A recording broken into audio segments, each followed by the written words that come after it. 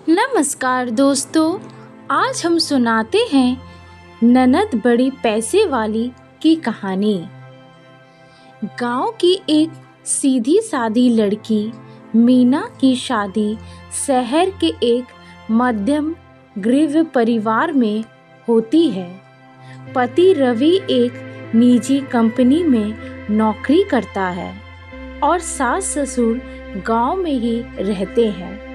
शादी के कुछ समय बाद मीना की जिंदगी में एक नया मोड़ आता है जब वो उसकी ननद श्रुति अमेरिका से लौटकर आती है।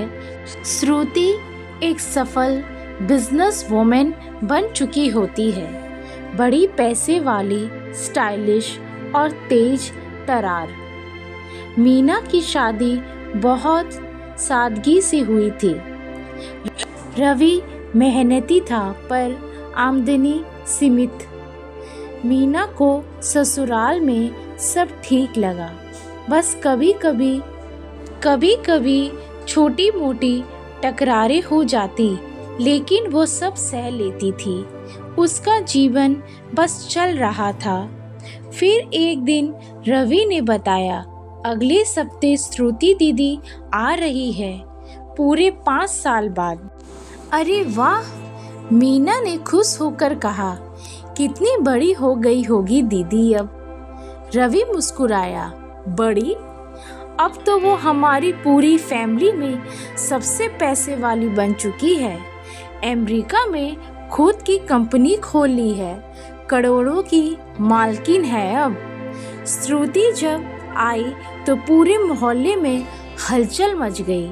महंगी गाड़ी, डिजाइनर कपड़े, अंग्रेजी बोलने का स्टाइल, जैसे कोई फिल्म स्टार उतर आया हो। सास ससुर तो जैसे गर्व से फूल गए।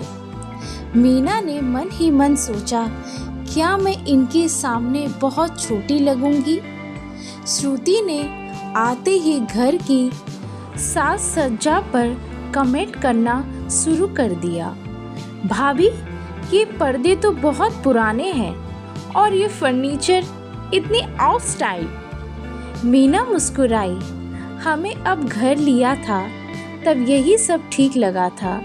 श्रुति ने तुरंत कहा, कोई बात नहीं, मैं सब नया करवा देती हूँ। भाभी को भी शॉपिंग करवा दूंगी। चलो थोड़ा क्लास तो आए। मीना को बात चुभी, लेकिन कुछ कहा नहीं। धीरे धीरे मीना को महसूस किया कि श्रुति हर बात पैसे से घोष देती है। वो कहती, भाभी, आप जैसे लोग को बस घर चलाने में अच्छे लगते हैं। बिजनेस, इन्वेस्टमेंट, ये सब हमारे बस की बात नहीं। मीना चुप रही, लेकिन उसका आत्मसम्मान चोट खाता।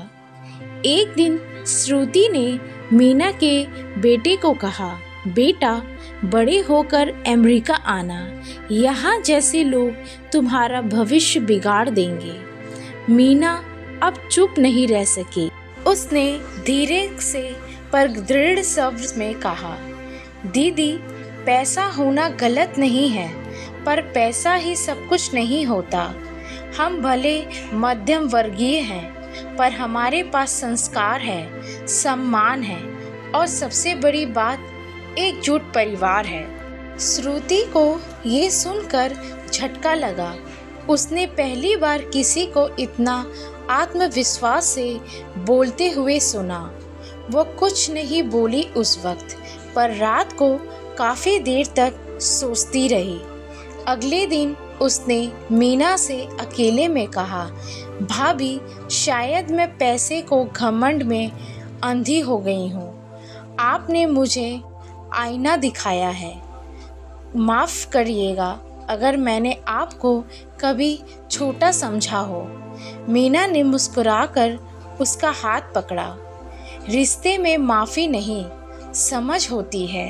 श्रुति ने गांव में एक स्कूल खोलने का निर्णय लिया, पर मीना को उसका प्रमुख बना दिया। रवि ने भी नौकरी छोड़कर उसी संस्था में जोड़ने का मन बना लिया। अब पूरा परिवार एक नई मिशन पर था। समाज को कुछ लौटाने का। पैसे वाली ननद अब संवेदनशील बहन बन चुकी थी और मीना उसका सबसे बड़ा सहारा। तो दोस्तों, हमें इस कहानी से ये शिक्षा मिलती है कि पैसा ज़रूरी है, लेकिन उससे बड़ा ही रिश्ता का सम्मान। अहंकार रिश्तों को तोड़ता है, जबकि आत्मसम्मान रिश्तों को मजबूत बनाता है। धन्यवाद।